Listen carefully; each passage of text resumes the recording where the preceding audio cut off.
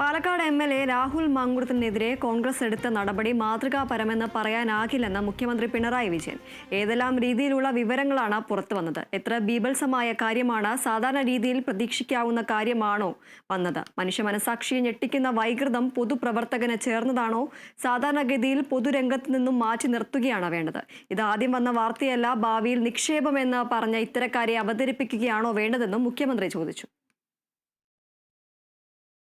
ഒരു ലൈംഗിക വൈകൃതക്കാരൻ്റെ നടപടികളിലേ ഉണ്ടായിരുന്നു. ഒരു പൊതുപ്രവർത്തകന് ചേർന്നതാണോ? പൊതുസമൂഹത്തിന് ചേർന്നതാണോ? അത്തരമൊരു പൊതുപ്രവർത്തകനെ സാധാരണഗതിയിൽ പൊതുപ്രവർത്തനത്തിൽ നിന്ന് ഇത്തരം ആരോപണങ്ങൾ വരുമ്പോൾ തന്നെ മാറ്റി നിർത്താനല്ലേ ശ്രമിക്കേണ്ടിയിരുന്നത്. ഇപ്പോൾ വന്നിടത്തോളം കാര്യങ്ങൾ വന്നാൽ ആദ്യം വന്ന വാർത്തകളെല്ലാവരും ഇത് നേരത്തെ തന്നെ ഇതുമായി ബന്ധപ്പെട്ട വിവരങ്ങൾ നേതൃത്വം അറിഞ്ഞിരുന്നു എന്നല്ലേ പറയുന്നത്.